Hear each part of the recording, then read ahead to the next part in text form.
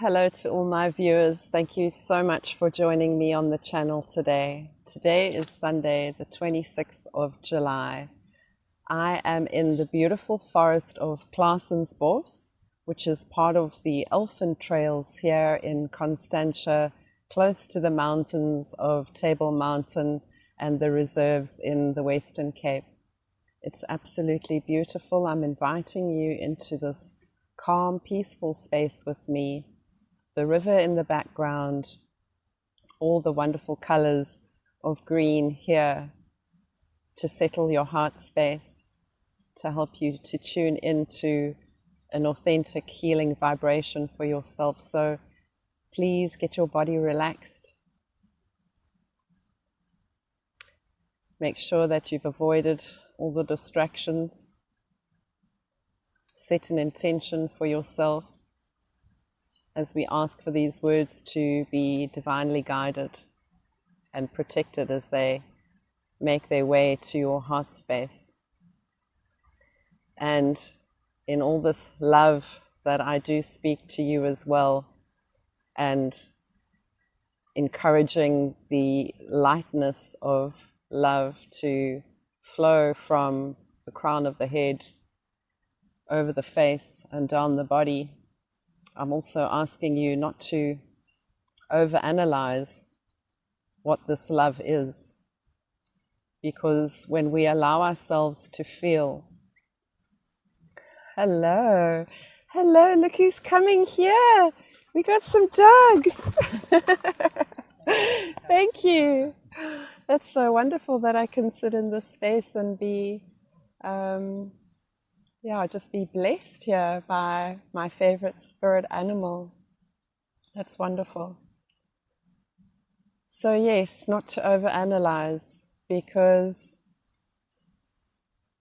the essence of our being is this. It is this omnipresent consciousness that we have with everything around us. And nature is just wanting to attune us all the time to this beingness, this oneness. I wasn't able to do my reading yesterday for you, but I'd like to do that again today. And perhaps it is a better way to incorporate more of this light knowledge as something that happens over a 2-day period, especially if you are busy. Otherwise, if you're concerned about the length of these videos, I'm actually encouraging you then to listen to half the video or on the day and give yourself the time and the space as well to contemplate the words and reflect on the message. Hello! There's another dog. Come here. Hello, thank you. When we try and control our conscious decision-making process, we are really opening ourselves up to the extent of confusion that is inevitable, because we are recycling a lot of things. When we open ourselves up to this light knowledge, we are consciously making a decision for change. And the change is needed now on such a massive scale that when we're talking about union with self and the union between mind, body, and spirit, which is this yoga meaning yog, to yoke or unite. We're not only talking now about our own pure conscious spirits, but we are talking about the union with God and with each other, whether that be divine masculine and feminine, or whether that be with our families, our communities, and our countries. And at the essence, at the basis, at the foundation of all of that is this word forgiveness. And we can only enter into this state of forgiveness and receiving once we surrender and become vulnerable. And it's a very difficult thing for people to do right now, because we are challenged with our technology, We are challenged by wars, by natural disasters, and this general lack mentality that has been filtering through our consciousness for decades. So I'm going to deliver today's reading to you, firstly starting with Saturday, the 25th of July, and I pray that these words fall gently on your heart space, will ignite the fire within the belly, the excitement that is needed to propel you forward. Among the 12 Aditya, I am Vishnu. Among the luminaries, the radiant sun, I am Marishi. Among the wind gods, among the stars, the moon am I. Among the Veda, I am Samaveda. I am Vasava among the gods. Among the senses, I am the mind. I am intelligence among living beings, and among the Rudra, I am Sankara. Among the Yaksa and Raksasa, Kubera. Among the Vashu, I am fire. Among the mountains, I am Meru. All these names of gods deserve deep study and research. We do not recognize the existence of many gods. We are not polytheists. We are not even pantheists, believing in one deity somehow enveloping all. Indeed, we are not even monotheists, believing in one God. We are monists, believing that one alone exists, and that ultimately even the distinction between God, world, and man ought to be resolved into the transcendental self-realization of non-duality. Okay, I've just had to shift the camera a little bit. As you can see, it was getting quite dark in the video, so let me go back to the reading.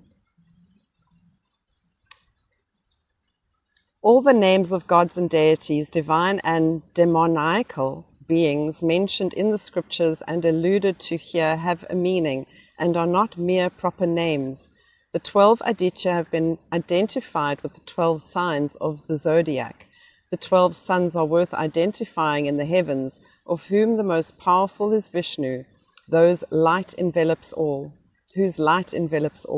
That is the literal meaning of the word Vishnu. Of all luminaries, I am the sun, which is most luminous.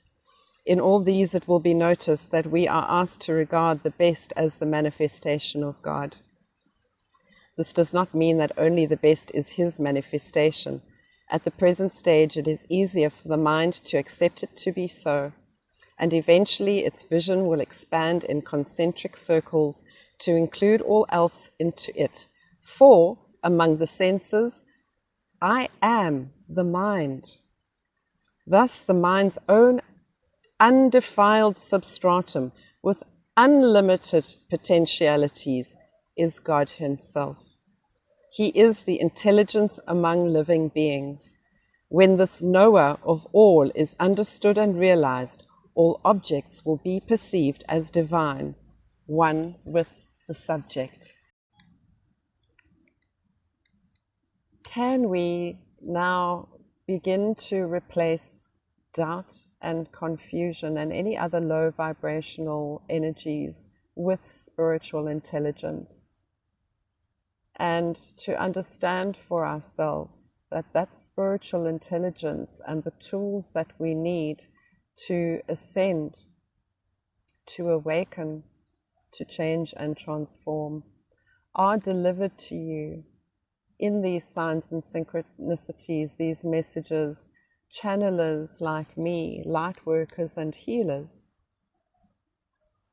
What gives me the authority and the audacity is the journey that I've been through.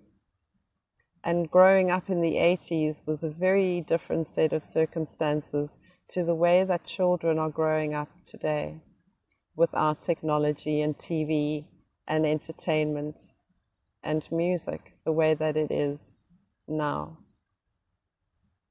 So what that does for me is it allows me to carry a certain frequency, one that isn't marred, obstructed, obscured, or distorted by all the other frequencies. I also believe that every baby born into a family to a mother and a father, even to a single parent like my own daughter was born to me, is a blessing and an offering from God's source spirit. Every baby was born with purpose to heal. And so, intrinsically, we are all healers. That was the first task. That was the first number one point on the contract of, you're going to earth, dear soul. This little beam of light that was put into our vessels. If we can imagine how beautiful and pure that little light was. That song, "This little light of mine, I'm going to let it shine." There are so many other Christian children's songs that talk about this little light. And so I believe in some sense that we are always still just the little light. There is an untold amount of intelligence in that spark of light. We have all been suppressed and oppressed in such horrific ways over decades and lifetimes. Our ancestors know, and our ancestors are around us always, ushering us into this new earth frequency by encouraging us to do this work, to shed the layers, to purge, and to find that light inside. So the frequency that is carried by the chosen, the light workers, the star seeds, is ancient. If there is a meaning to life, the meaning should be just that, to harness that light, to ascend and expand, so that we are all in this beautiful whirlpool of bliss together. I do believe that that is God's promise for us. Okay, today's reading on Sunday the 26th of July. Among the household priests, O Arjuna, know me to be the chief, Braspati. Among the generals of the army, I am Skanda. Among reservoirs of water, I am the ocean. Among the great sages, I am Brug. Among words, I am the monosyllable Om. Among the immovables, I am the Himalaya. Among the trees, I am the people. Among the divine sages, I am Narada. Among Gandharva, Citrarata. Among the perfected, I am sage Kapila. Know me as Uksais born of nectar among horses. Among lordly elephants, I am Airavata. Among men, I am the king. God's manifestations are not confined to the human kingdom. A careful study will reveal the astonishing truth that the Lord describes himself as the best among all animate, inanimate, and insentient objects, and it is a blunder to limit God to human beings alone. There are infinite varieties of plants, animals, and minerals. This merely shows that God is infinite. The essence is one and infinite. The manifestation is diverse and infinite. Infinity plus one equals infinity plus infinity. In all these diverse phenomena, the truth is only one, yet has no specific form but is not condemned to formlessness. God's own grace is guiding the research of modern scientists to the discovery that even minerals are alive. Of course, we know that crystals, crystals hold energy. Minerals are alive, vibrating masses of energy. When we come to regard the entire universe as the body of God, we can easily understand that the mineral kingdom is to him what the hairs and nails are to us. The yajna for this age is mantra repetition. However, we neglect the simple but highly efficacious mode of adoring God and cling to outmoded and antisocial forms of sacrifice, like animal sacrifice. The yajna of japa is a continuous pouring of the oblation of the mantra into the inner fire of God love. It's giving us a doorway, okay? This book is opening up a pathway for you. It's giving you signs and symbols intrinsic to our divine, natural and ancient ways. There's this word japa, and I did japa when I was in South India for one day. I repeated the Gayatri mantra.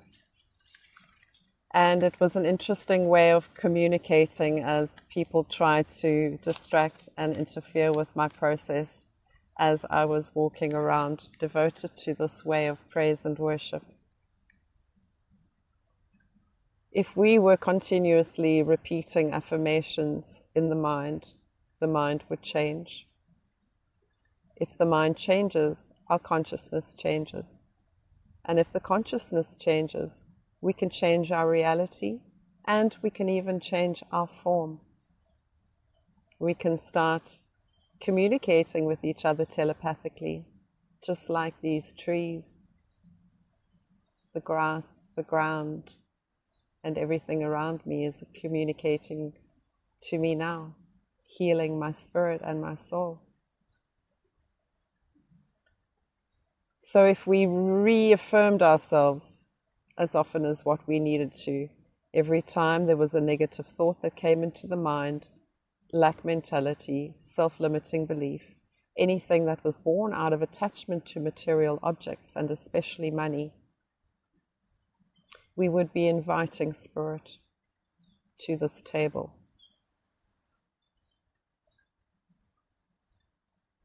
Find the mantra then that resonates with you. Whether it is a song to God, it must be sung from the heart. Preparing yourself with the start to vibrate in that conscious frequency by saying the word Om. Taking a nice deep breath, allowing the air to well up.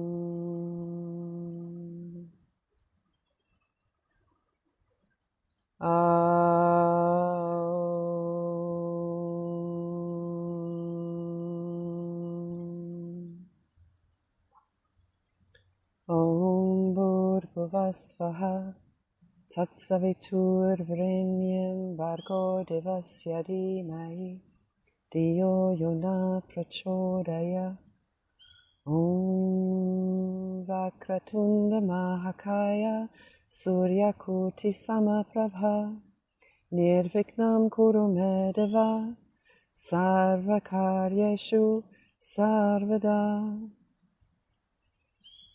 Om Shanti Shanti Shanti. Namaste. Namaste. Namaste. Please share this reading, this healing, and this light knowledge with anyone that you think will resonate with it. Please like, share, and subscribe so that this channel will be guided to more people so that we can grow a conscious community, inviting that union amongst souls, a catalyst for creation. The divine in me honors the divine in you. Namaste. God bless you. Thank you so much for being here.